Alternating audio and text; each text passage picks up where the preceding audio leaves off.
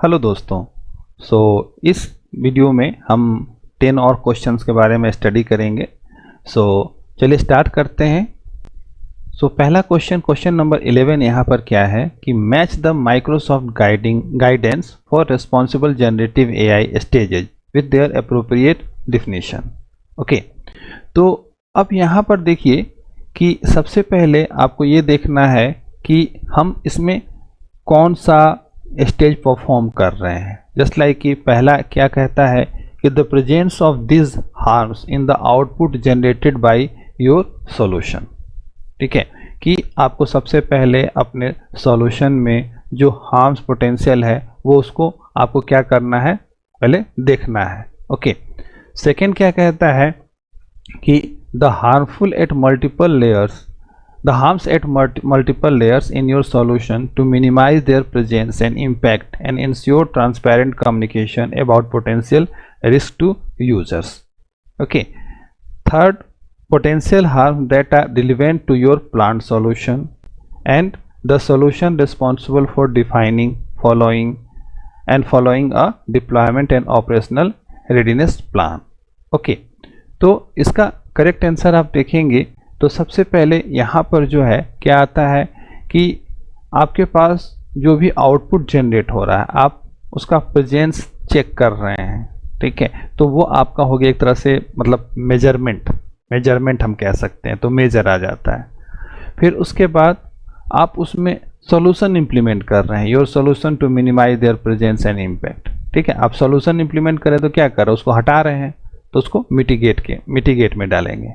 Okay, next, potential harms that are relevant to your plant solution. Okay, तो potential harms है जो कि आपके प्लांट सॉल्यूशन में आ सकते हैं, तो सिचुएशन में आप यहाँ पे उसको आइडेंटिफाई कर रहे हैं। और नेक्स्ट क्या कहता है कि the solution responsible for defining and following a deployment and operational readiness plan. तो जो सॉल्यूशन है सॉल्यूशन क्या करेंगे, उसको ऑपरेट करना एक बोलते हैं, तो ऑपरेट यहाँ पे हो जाएगा। ओके, तो ये हमारा आंसर होगा। नेक्स्ट क्वेश्चन पे चलते हैं, क्वेश्चन नंबर 12। क्वेश्चन नंबर 12 क्या कहता है कि you have a FAQ PDF file and need to create a conversational support system based on the FAQ, which service should you use. आपके पास PDF में फाइल है क्वेश्चंस का, आप कौन सी सर्विस यूज करेंगे। ओके, तो देखिए टेक्स्ट एनालिसिस करना नहीं है, लैंग्वेज अंडरस्टैंडिंग आपको यहाँ पे लैंग्वेज से कोई अंडरस्टैंडिंग करके लिखना नहीं है कुछ। कंप्यूटर विज़न आपका कोई आप इमेज प्रोसेस नहीं करने जा रहे हैं। आपके पास है कि आप एक तरह से सिंपल FAQ यानी Q&A मेकर बनाने जा रहे हैं। ठीक है, तो आपका ऑप्शन नंबर डी जो है करेक्ट आंसर होगा। ओके, नेक्स्ट क्वेश्चन नंबर 13 पे आते हैं। तो इसमें क्या कहता है कि answering frequently asked question is a scenario of conversational AI। तो फ्रीक्वेंटली आस्क्ड क्वेश्चन का आप यहाँ पे आंसर दिया जा रहा है। ठीक है, तो एक तरह से देखिए ये क्या है, तो कन्वर्सेशन हो रहा है, क्योंकि आप क्वेश्चन पूछ रहे हैं उधर से आंसर मिल रहा है, तो ये आपका ऑप्शन इसका ट्रू हो जाएगा। नेक्स्ट क्वेश्चन देखें, क्वेश्चन नंबर 14। तो क्वेश्चन नंबर 14 क्या कहता है कि एक्सट्रैक्टिंग की insight from structured and unstructured data source is a feature of what type of workload. Okay, तो आप क्या कर रहे हैं, की इनसाइट निकाल रहे हैं, आपके पास स्ट्रक्चर्ड अनस्ट्रक्चर्ड डेटा सोर्स है। ठीक है, तो ये किस तरह का वर्कलोड होगा। ओके, तो एक तरह से देखिए एनोमली डिटेक्शन होता है, कुछ इश्यूज हो उसको डिटेक्ट करना। ओके, नॉलेज माइनिंग, और बाद में बात करते हैं कंप्यूटर विज़न यहाँ पे आपकी इनसाइट निकालने के लिए कंप्यूटर विज़न का यूज़ नहीं होता, और ना ही यहाँ पे NLP है, नेचुरल लैंग्वेज प्रोसेसिंग हो रही है।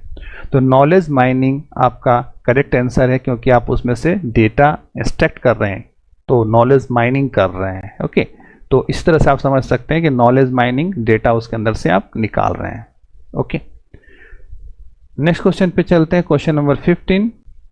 क्वेश्चन नंबर 15 क्या कहता है कि you have an Azure machine learning pipeline that contains a split data module. The split data module output to a train model module and score model module. What is the function of the split data module? Okay, तो split data module का क्या काम होगा? Split करना, simple सी बात है। तो यहाँ पे देखिए पहला ऑप्शन क्या है, selecting columns that must be included in the model. Okay, तो कॉलम्स यहाँ तो कर नहीं सकते हम। Scaling numeric variables so that they are within a consistent numeric range. Numeric variable की बात ही नहीं है इसमें। नेक्स्ट है option C, creating training and validation data sets. Split data में तो हम यही करते हैं कि डेटा को दो पार्ट में तोड़ते हैं, एक पार्ट ट्रेनिंग में होता है और दूसरा वैलिडेशन के लिए यूज होता है, और ये हम रोज में करते हैं ना कि कॉलम में करते हैं। और diverting records that have missing data, ये भी नहीं। तो हमारा ऑप्शन नंबर सी जो है वो करेक्ट आंसर है। अब क्वेश्चन नंबर 16 पे चलते हैं। You need to reduce the load on telephone operators by implementing a chatbot to answer simple questions with predefined answers. Which two AI services should you use to achieve the goal? आप क्या use करेंगे? अगर मान लिया जाए कि telephone operator आपने रखा है तो उसका काम क्या है? आप जो क्वेश्चन पूछ रहे हो उस क्वेश्चन का आंसर देना, आप जो क्वेश्चन पूछेंगे उसका आंसर मिलता रहेगा। ओके, तो टेक्स्ट एनालिटिक्स तो यहाँ होगा नहीं। इसमें बॉट सर्विस आपका हो सकता है क्योंकि आप कम्युनिकेट कर रहे हैं। और दूसरा Q&A मेकर, आप Q&A मेकर से आपने क्वेश्चंस का आंसर तैयार किया है। ओके, तो ऑप्शन नंबर बी और option number C correct answer है। नेक्स्ट आते हैं क्वेश्चन नंबर 17 पे। तो which statement is an example of Microsoft responsible AI principle? Select the correct option. ठीक है, तो रिस्पॉन्सिबल AI प्रिंसिपल की बात कर रहा है। तो all system must be transparent and inclusive, first option इसका है। AI system must use only publicly available data, ये इसका प्रिंसिपल कुछ नहीं है। ये AI system must protect the interest of the company, ये भी AI प्रिंसिपल नहीं है। AI system must keep personal details public, ये तो दम नहीं है। तो ऑप्शन नंबर ए जो है ये करेक्ट है कि AI system must be transparent and inclusive. Okay, अब आते हैं क्वेश्चन नंबर 18 पे। तो what can be use to build no code apps that use build in natural language processing model? Okay, कौन सा यूज होगा? तो इसमें देखिए, इसमें आपके पास कोपायलट स्टूडियो है, बॉट फ्रेमवर्क है और एज्योर हेल्थ बॉट है। तो बॉट से तो नहीं होगा, हम कोपायलट स्टूडियो का यूज कर सकते हैं नो कोड ऐप बनाने के लिए। ओके, नेक्स्ट क्वेश्चन नंबर 19 पे आते हैं।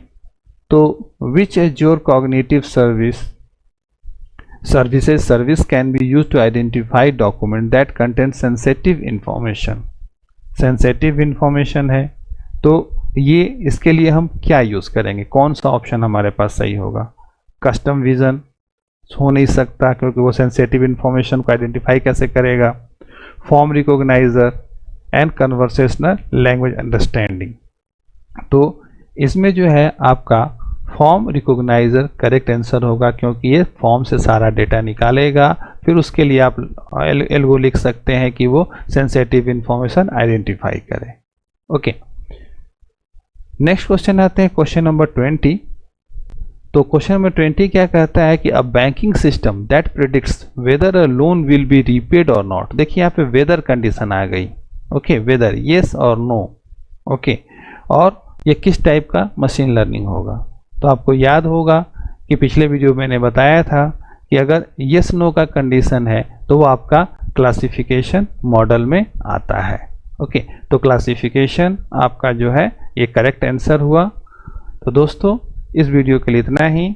आपको वीडियो अच्छा लगा हो तो लाइक शेयर कीजिए और चैनल को सब्सक्राइब कीजिए ताकि आगे के जो वीडियोस मैं डालूं उसका नोटिफिकेशन आपको मिलता रहे। ओके, थैंक यू दोस्तों।